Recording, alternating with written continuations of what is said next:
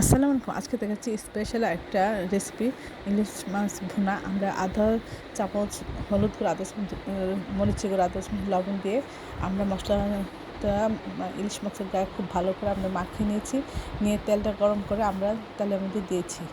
দিয়ে আমরা একটু লো হিটে এটা ভেজে নেব। এক পাশ কিছুটা ভাজা হয়ে গেলে উল্টে অপর পাশ ভেজে নেব। তারপরে এটা নামিয়ে আমরা রেখে দেব। দিয়ে আমরা এটা ভুনা করার জন্য তেলের মধ্যে পেঁয়াজ দেবো। অসম্ভব মজা এই রেসিপিটা, এটা আনকমন এবং অসাধারণ। আশা করি আপনারা একবার খাবেন। এখন আমরা তেলের মধ্যে পেঁয়াজ এবং কাঁচামরিচ দিচ্ছি। আমরা কিছুটা ভেজে নিব, নিয়ে একটু লাল লাল হয়ে গেলে এর মধ্যে আধা চামচ রসুন বাটা দিব।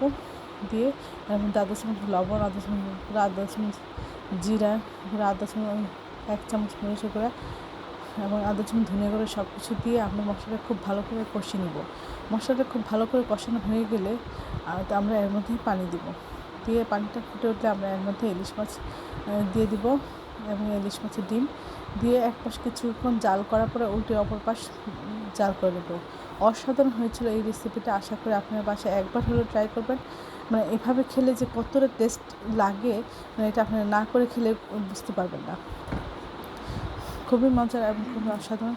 সবাই আমার চ্যানেলটি লাইক করুন, শেয়ার দেবেন, সাবস্ক্রাইব করবেন এবং প্রিয়জনকে বেশি বেশি করে শেয়ার দেবেন। আর আমার চ্যানেলে সব রকম রান্নার রেসিপি রয়েছে, আশা করি দেখবেন।